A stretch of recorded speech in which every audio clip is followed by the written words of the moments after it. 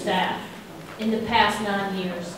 We graduated 203 students from that program. It's the most effective advocacy we have in Washington.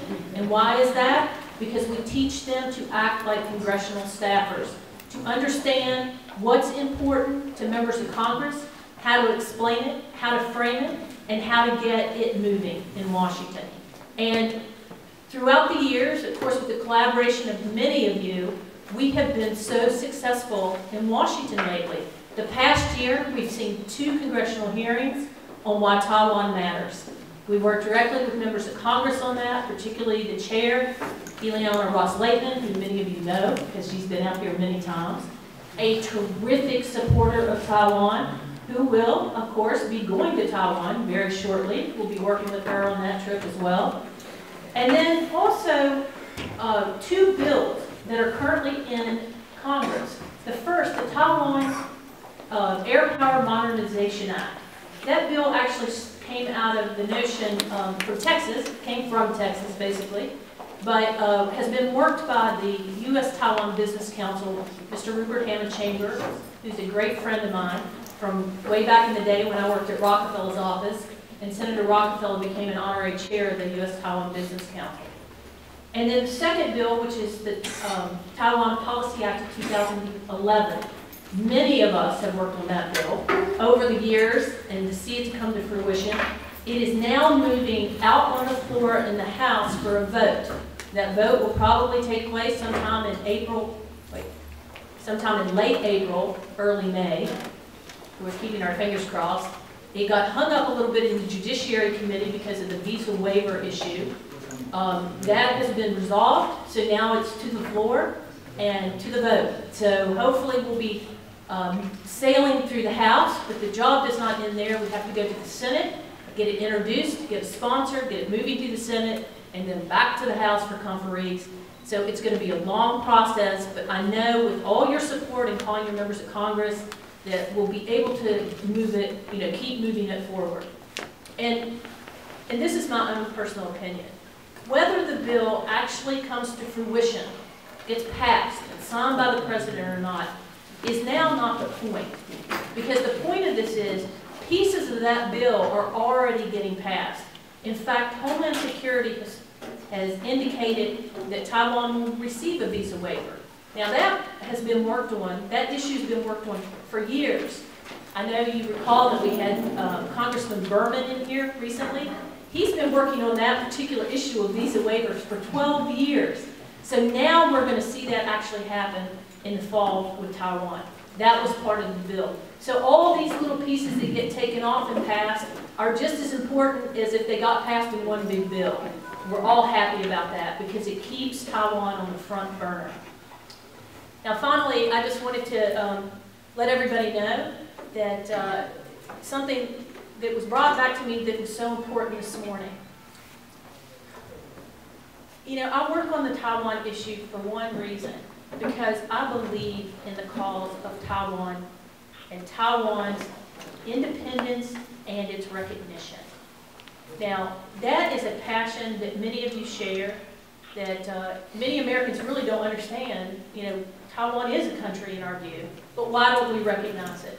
And I know there's a lot of politics involved in this, but at the end of the day, the vision of this and the righteousness of this cause is what's going to carry it forward. And it may not be in my lifetime, it may be in some of your children or grandchildren's lifetime, but I believe it is the right thing to do in this world. And that's why I work on this issue, why I will never give up the dream of Taiwan, and why I appreciate all of you that have battled for this issue for many years. So, in the light of everything that's happening, let's remember the end goal, the dream for Taiwan, the dream for your children and your grandchildren and all your friends that are still there, that Taiwan is a country that should and deserves to be recognized. When we watch all the things that are happening in the Middle East, when people are over there calling about the Arab Spring and democracy, let's not forget the original democracy in Asia, Taiwan, and that we owe the people of Taiwan our continued support and our ferocity on Capitol Hill in supporting that issue. So that's my little lecture today.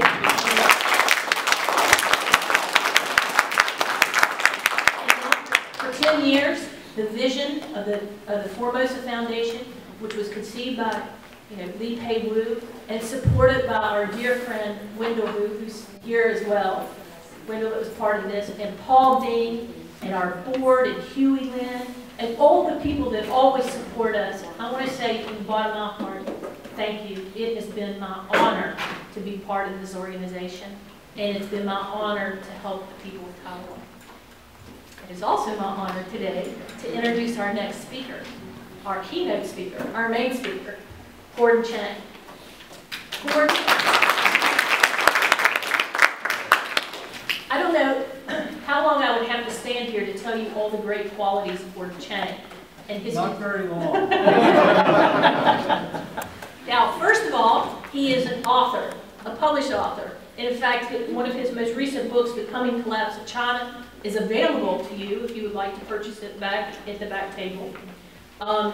And I think he is one of the most insightful thinkers about Asia, particularly China, its relationship with the U.S. and Taiwan. Gordon has honored the Formosa Foundation for the past several years of being one of our lecturers in our ambassador program, so I've gotten to know him very well. He's also invited me to join him on the syndicated talk show, talk radio show out of New York, the John Bowser Show, which I have to say, it takes a great skill to be a great talk radio person, and I do not have that skill, but Gordon does, and we're all going to benefit from that today. He has lived for over 2 decades in Asia, in Hong Kong, in China. He was an international counsel at some pretty impressive law firms there, and a partner in an international law firm of Baker & McKenzie. His writings appear constantly in the New York Times, the Wall Street Journal, the International Herald Tribune, the National Review, and on and on and on. He is a frequent contributor on CNN, Fox News, MSNBC, PBS, the BBC, and most recently with Mayumi. He just did an interview. But in my opinion, the most impressive part of his media relations is the fact that he went on the Jon Stewart show and survived. So we are in for a great treat today to hear Gordon talk about the tide is turning towards Taiwan, developments in Washington and Beijing. Please help me welcome Gordon Chang.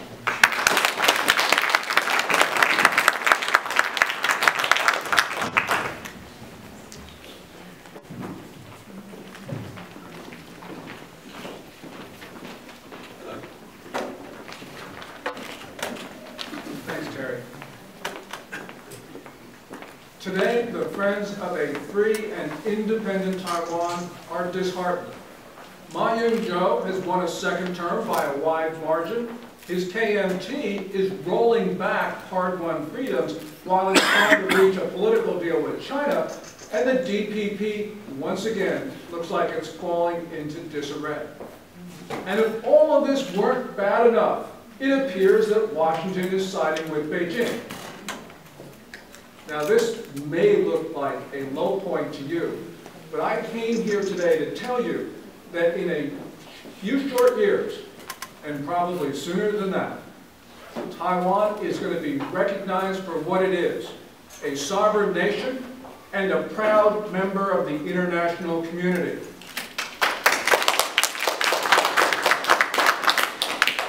Yes, in the century that is supposed to belong to the Chinese, it is going to be Taiwan, not China, that is going to be celebrated around the world. Well, how could this be? Well, simple. Because the tide is turning toward Taiwan and away from China. But really, the story is bigger than that. At this moment, we are witnessing the final days of the People's Republic of China. Nothing is going right for the authoritarian rulers in Beijing.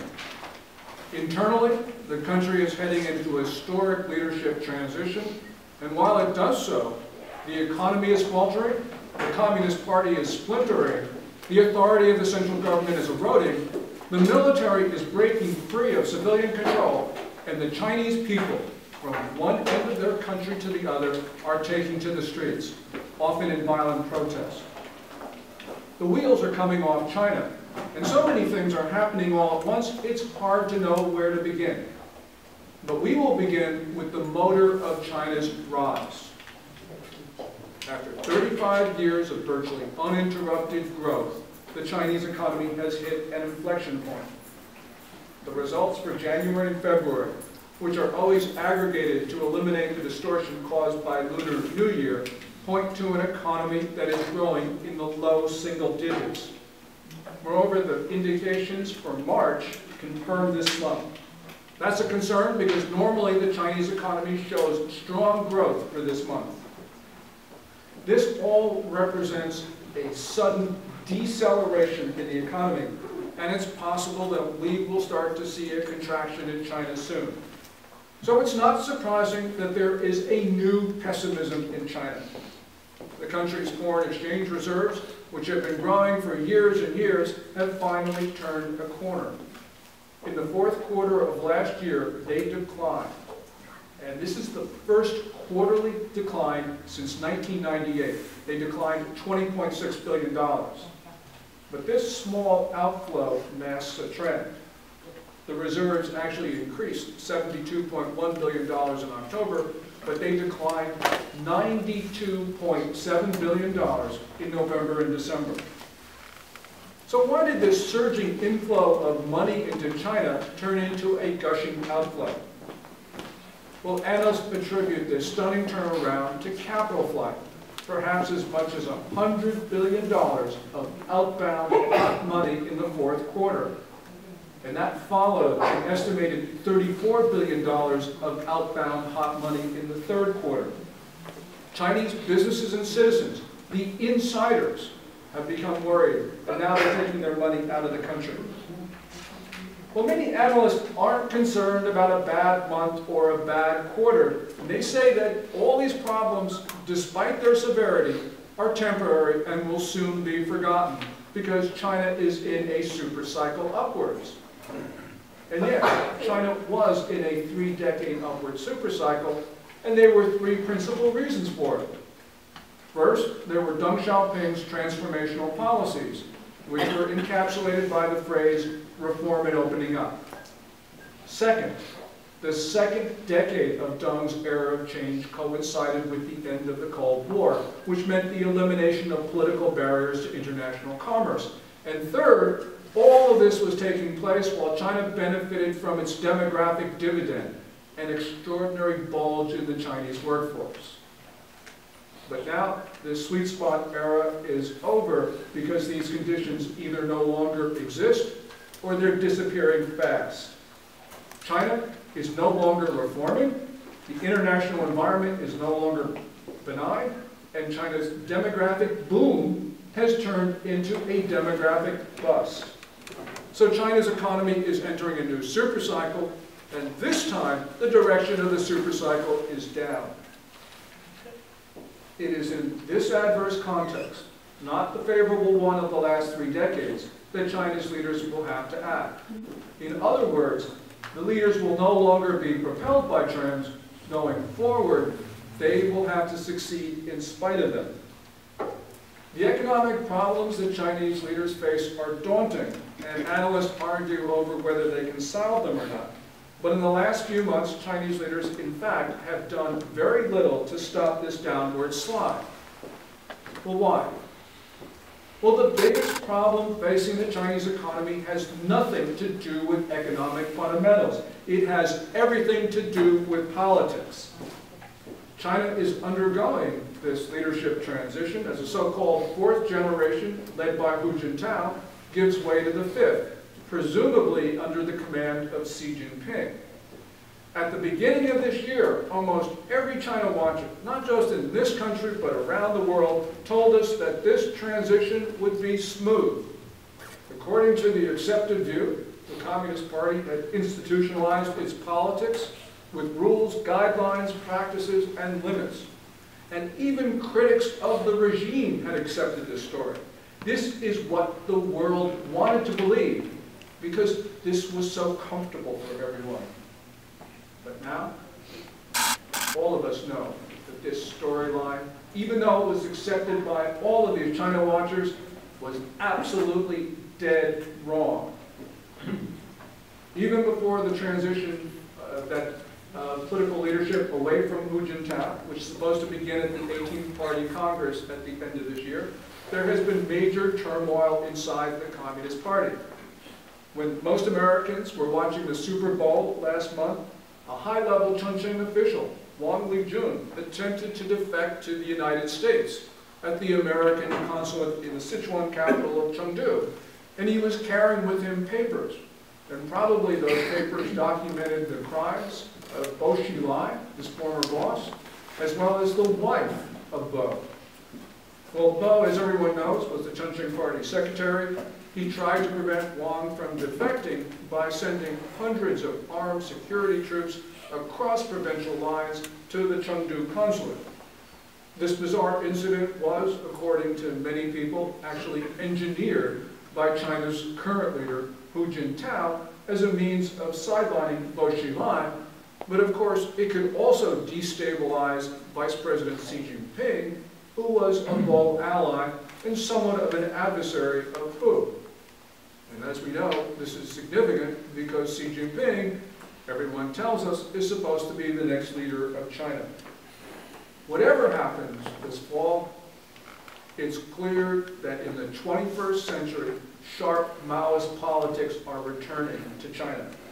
The Communist Party has been dividing along factional lines, and this leadership transition, by accelerating the splintering, has eroded the ability of the party to govern. We saw a similar process after the last major transition. That was from Jiang Zemin, who was Deng Xiaoping's successor and third-generation leader, to the current boss, Hu Jintao.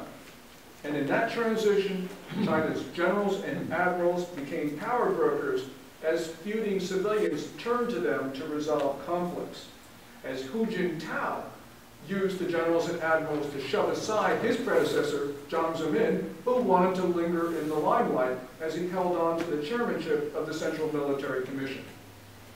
Now the military, in return for supporting Hu Jintao in this political struggle, gained greater say over central government budgets and indeed the country's external policies. And in the process, the generals and admirals reversed decades of declining influence. And now, unfortunately, we are witnessing the partial remilitarization of politics and policy in the People's Republic. It is not so much that China's military officers are gaining control over civilians. What we're seeing is that the flag officers, the generals and the admirals, are gaining the latitude to conduct their own affairs with limited civilian interference.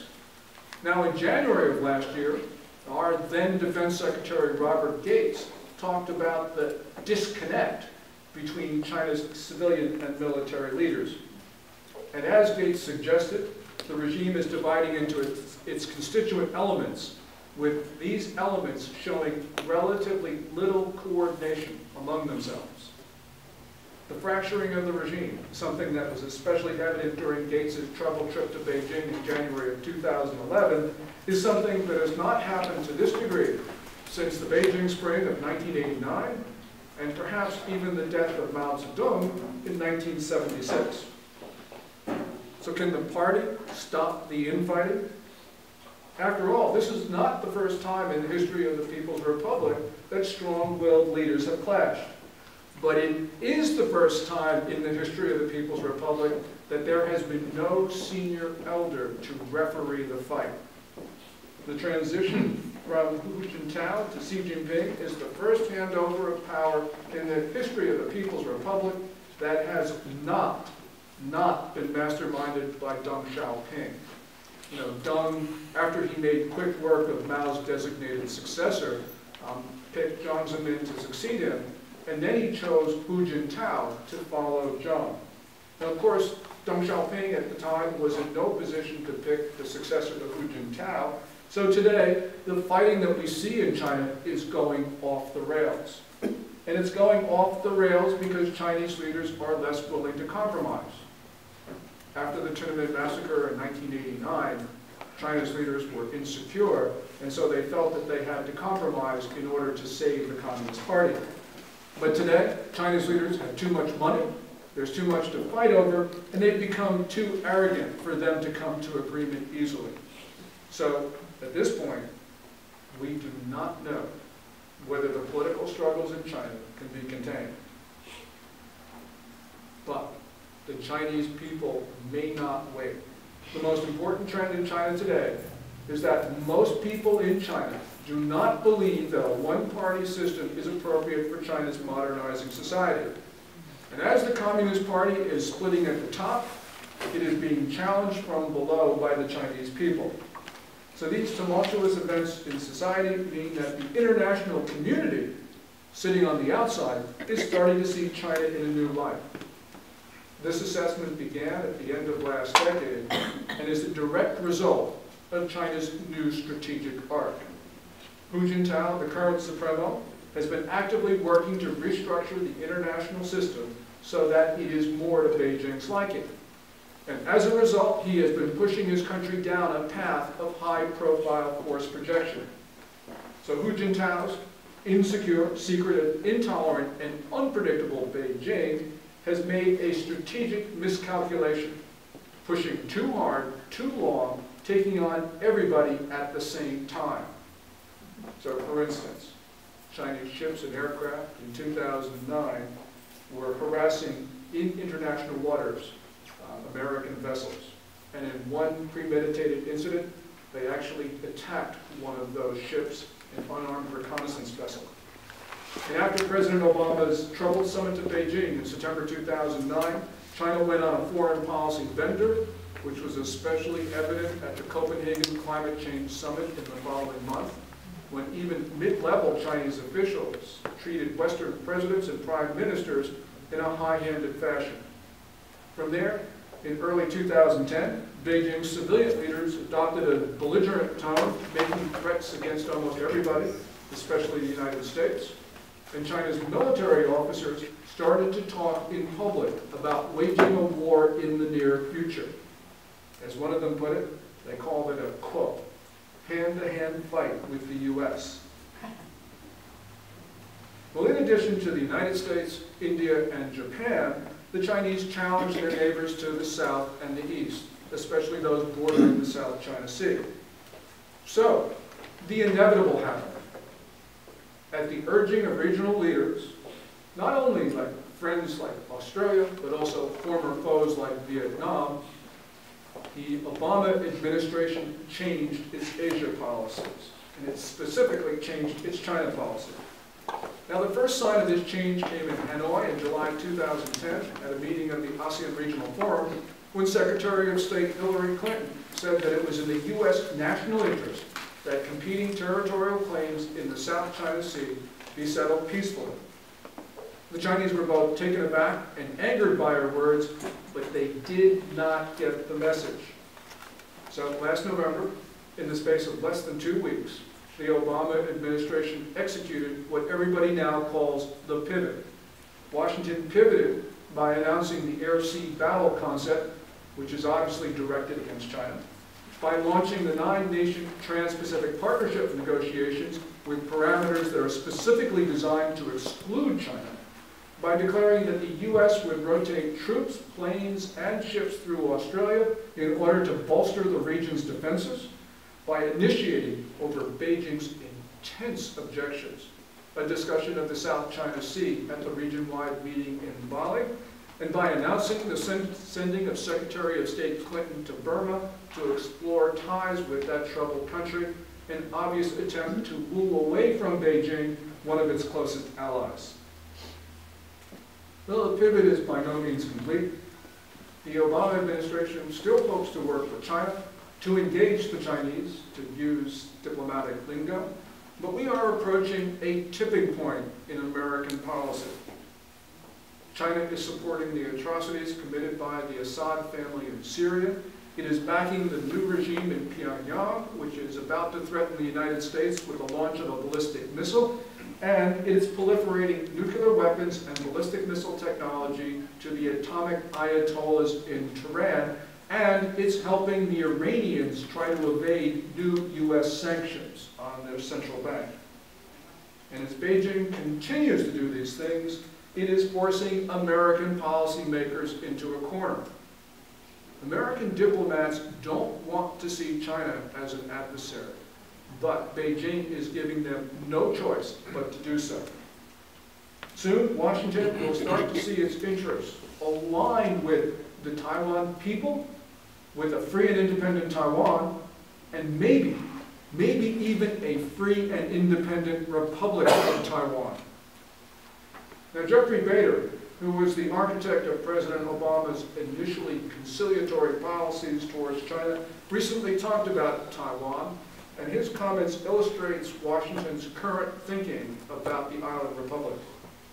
Quote, Taiwan should not be compelled to a status against the wishes of its people, he declared. Quote, it would be completely contrary to U.S. principles to accept the notion that free people be forced to accept a status that is not their choice. And then he said, abandoning Taiwan would be unthinkable. Now, Bader says that the future of Taiwan is dependent on the will of its people, and that essentially means the will of young Taiwanese. We need to make sure that legislators and policymakers in Washington hear the views of young Taiwan citizens, and I can think of no better way of doing this than supporting the Formosa Foundation's Young Ambassador policy that Terry just talked about. And we need to support Taiwan's legislation in Congress right now. As she mentioned, the Taiwan Policy Act and the Taiwan Air Power Modernization Act. As China embraced the world, and as it had double-digit growth, there was pessimism among Taiwan's friends around the world. Because then it seemed that 1.4 billion Chinese would swamp 23 million citizens of Taiwan. But recently, the leaders of the Communist Party in China have forgotten what has made them successful, and they have become dangerous, arrogant, and bellicose, just at the same time that their country is starting to fall apart. And that gives us, the supporters of a free and independent Taiwan, an historic opportunity to change the global narrative. The tide is turning away from Chinese authoritarianism, away from China, and toward freedom. The tide, ladies and gentlemen, is turning toward Taiwan. A Taiwan recognized as a free and independent country is a dream that seems to be impossible. But tomorrow, it will become inevitable. I believe in that dream. I believe in freedom. And I believe in Taiwan.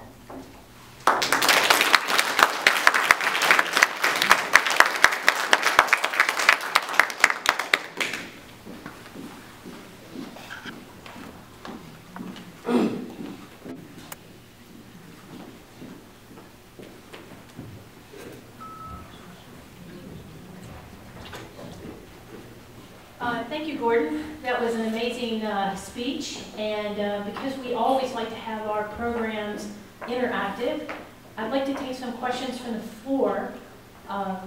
So I'm going to have Iris circulate with a microphone, and if you wouldn't mind telling everyone your name, and if you're affiliated with some organization aside from yourself, let us know what that is.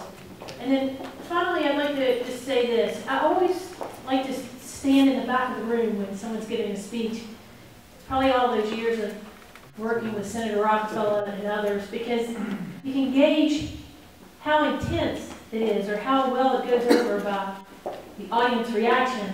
And I have to say, Gordon, everybody was riveted by your speech, particularly me. You know, I thought it was wonderful and insightful about the future of not only U.S.-Taiwan relations, but the future of Asia in and of itself. So without any further ado, let's take some questions from the floor. If Iris, is the microphone working? Okay, let's try. Let's try. See the words, yes? Is it working? Yeah? Okay. Yeah, my name is Chang Liao, and I'm the president of the Formosa Association for Public Affairs. It's called chapter. But anyway, I have a question, because U.S.-China relations, it's always in two different situations. Military-wise, yeah.